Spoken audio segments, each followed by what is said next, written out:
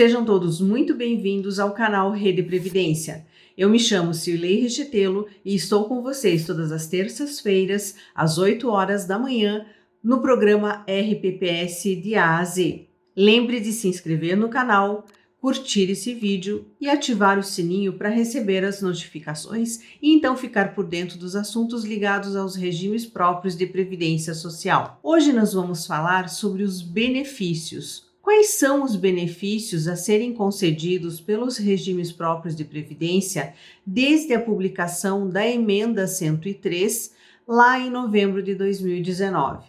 Muitos servidores públicos têm se perguntado quais são os benefícios a que eles têm direito desde a publicação da emenda. Então, os benefícios a serem concedidos pelos RPPS são dois. Um deles é a aposentadoria e o outro é a pensão por morte. Analisemos hoje as aposentadorias. Os servidores precisam compreender que há necessidade de eles analisarem se o seu RPPS contemplou uma reforma previdenciária ou não. Por qual motivo? Porque a Emenda Constitucional 103, ela possibilitou aos estados e municípios que legislem as suas regras aposentatórias, ou então que elas acatem na íntegra as regras aplicadas aos servidores federais que vieram com a Emenda 103. Na Emenda 103, existem as regras permanentes, as regras transitórias e as regras de transição.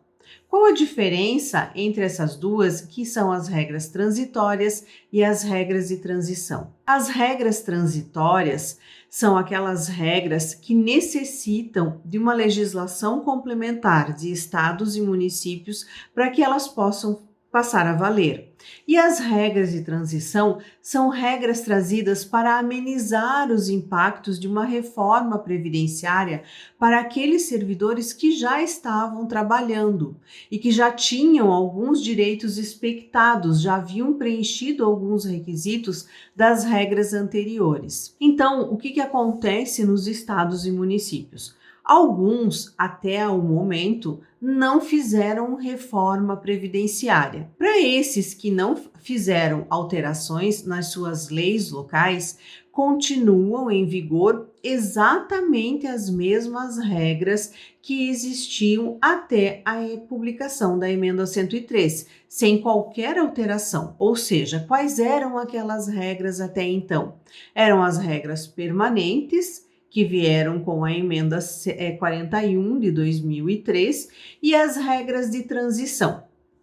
As regras de transição são as regras do artigo 2º da Emenda 41 de 2003, são as regras do artigo 6º da Emenda 41 de 2003 e as regras do artigo 3º, a regra do artigo 3º da Emenda 47 de 2005, além da aposentadoria por idade e da possibilidade da aposentadoria por invalidez. Partindo então dessa situação, volto a repetir que os municípios e estados que não fizeram reforma previdenciária continuam em vigor exatamente as mesmas regras que estavam valendo até a data da Emenda 103. Já para aqueles estados e municípios que resolveram por bem, por uma questão de respeitar o artigo 40 da emenda da Constituição Federal, em manter o seu equilíbrio e atuarial, a saúde financeira do seu RPPS,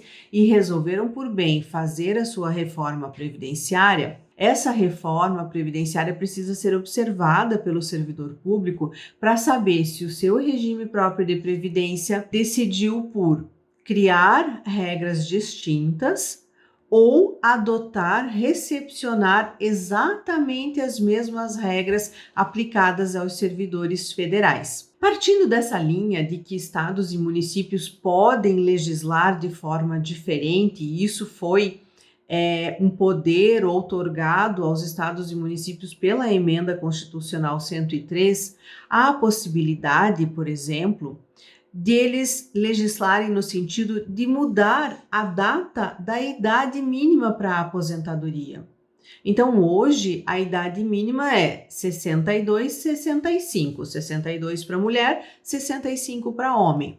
Estados e municípios que quiserem, então, fazer uso desse poder que lhes foi conferido pela Constituição Federal, pela Emenda 103, podem prever nas suas legislações idades mínimas diversas dessas aplicadas para os servidores federais, além de outros requisitos que também podem estar previstos nas suas leis locais. Nós alertamos aos regimes próprios de previdência que tenham muita cautela quando procederem à sua reforma previdenciária.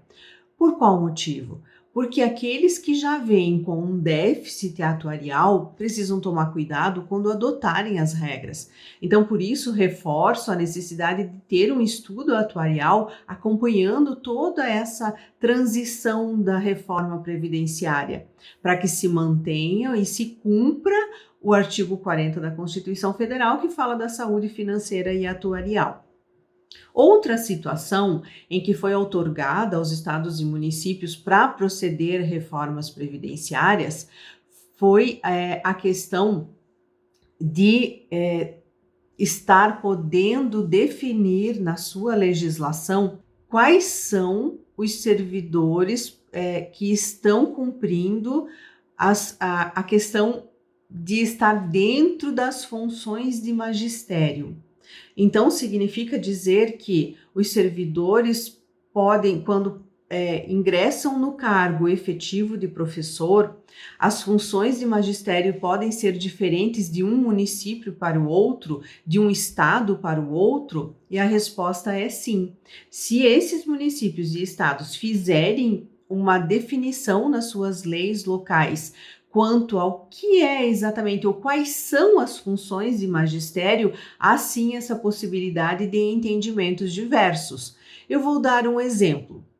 Vamos à capital do estado de Santa Catarina, Florianópolis, onde nós temos ali cidades vizinhas, São José, e nós temos outras cidades vizinhas, que é São João Batista, que são municípios próximos onde os professores podem estar dando aula, por exemplo, numa escola municipal por 20 horas no município de Florianópolis e outras 20 horas no município de São José, que é próximo.